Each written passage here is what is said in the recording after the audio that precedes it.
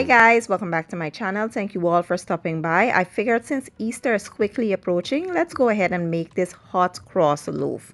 You know, we make the buns every year, so I figured this year we'll make a loaf instead. So to get started, I have some all-purpose flour. I'll be using some dried cherries and raisins. I have regular whole milk here. I'll be using 1 egg and some yeast. I have some lemon zest, melted butter, some sugar, cinnamon, nutmeg, and some vanilla. Let's jump into the recipe. So the first thing you want to do is add some hot water to the cherries and the raisins. We just want to soften them up a bit. After 8 minutes, you will drain it and then we will chop it up real fine.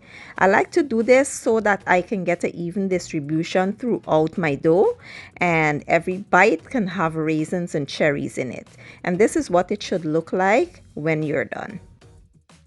Next, you want to add your spices to the flour, give it a good mix and set aside.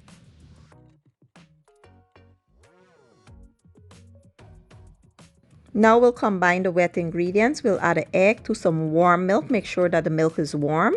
Then we'll add our sugar in there as well as our lemon zest, and we'll add our yeast.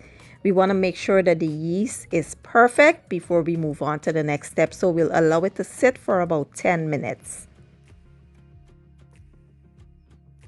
After about 10 minutes, your yeast should be, frothy, and that's how you know it's perfect. So now we'll add our butter and our vanilla.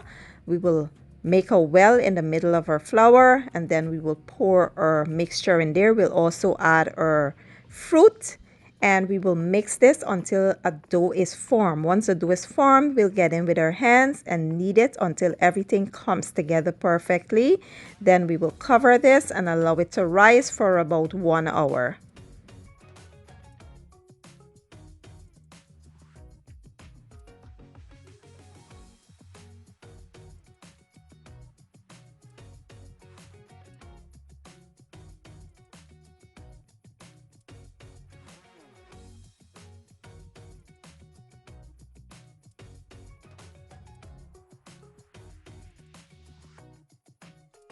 After about an hour, this is how the dough is looking. It has doubled in size. Next, we'll flour our surface lightly. You don't want to add too much flour to change the texture of the dough. So we will remove the air bubbles by just kneading it a bit, and then we'll place it into our loaf pan. I greased my loaf pan really well, and now we'll place it in there, cover it, and allow it to rise again for about 30 to 40 minutes.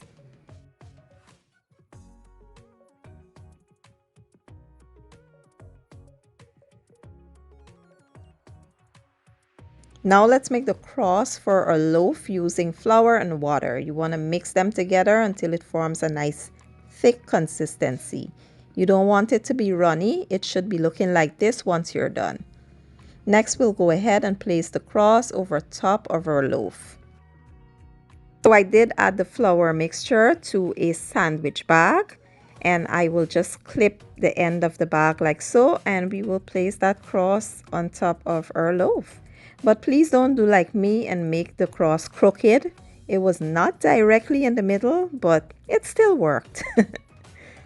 Once we're done, you want to place this in a 350-degree oven for about 45 minutes. You want to allow this to bake properly. Do not rush the process. And while that is in the oven, we will make our glaze using sugar and water.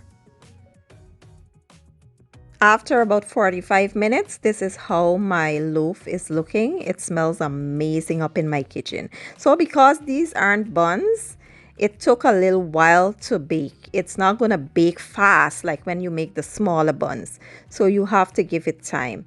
Now we will rub that glaze over top.